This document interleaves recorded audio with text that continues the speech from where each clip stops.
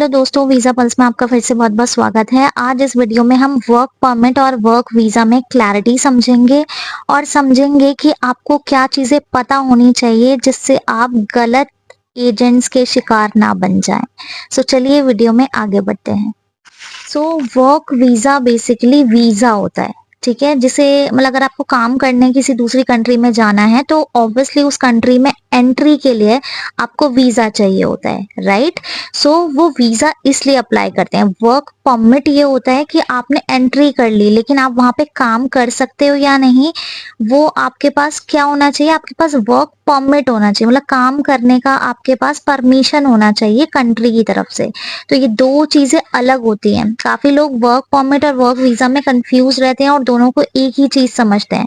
Work permit सिर्फ आपको एक एम्प्लॉयर दे सकता है, मतलब कि जो आप, फॉर एग्जाम्पल अगर मैं एग्जाम्पल के लिए बात करूं, आपने यूरोप में किसी कंपनी में अप्लाई किया, अब वो कंपनी आपको वर्क परमिट अप्लाई करके देती है, तो वो कंपनी आपको बेसिकली वो डॉक्यूमेंट प्रोवाइड करती है, कोई एजेंट नहीं प्रोवाइड कर सकता है वो। अगर किसी एजेंट का डायरेक्ट टाई अप होता है ना किसी कंपनी के साथ, तो वो आपको एंड टू एंड सर्विसेज देते हैं, बट ऐसे एजेंट बहुत कम है मार्केट में, तो बी अवेयर ऑफ दैट। आप सारी चीजें सर्च करके ही अप्लाई करें।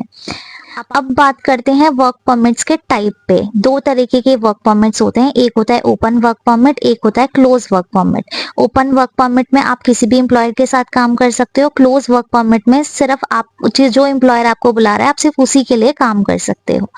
अब बात करते हैं ओपन वर्क परमिट किन के लिए होता है। ओपन वर्क परमिट सिर्फ कुछ कंडीशन बेस्ड होता है, जैसे अगर आप स्टूडेंट वीजा पे हैं और आपका स्पाउस आपके साथ जाके रहना चाहता है तो वो वहां पे काम कर सके, उसके लिए गवर्नमेंट ओपन वर्क परमिट का एक ऑप्शन देती है।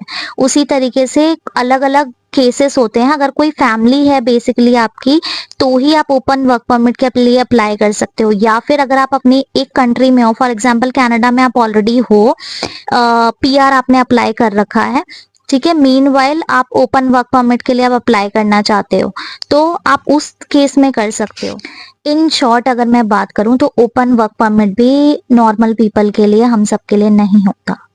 वो किसी का फैमिली बैकग्राउंड है या फिर कोई स्टडी पे है, कोई ऑलरेडी कोई पीआर अप्लाई कर चुका है, ऐसे लोग ओपन वर्क परमिट के लिए अप्लाई कर सकते हैं। नॉर्मल लोगों के लिए हम जॉब सीकर वीजा पे जा सकते हैं, जो कुछ कंट्रीज प्रोवाइड करती हैं। आप वहां से जॉब सीकर वीजा लेके जॉब सर्च करो एंड देन उसे वर्क परमिट में कन्वर्ट करवा सकते हो। ये वे होता है।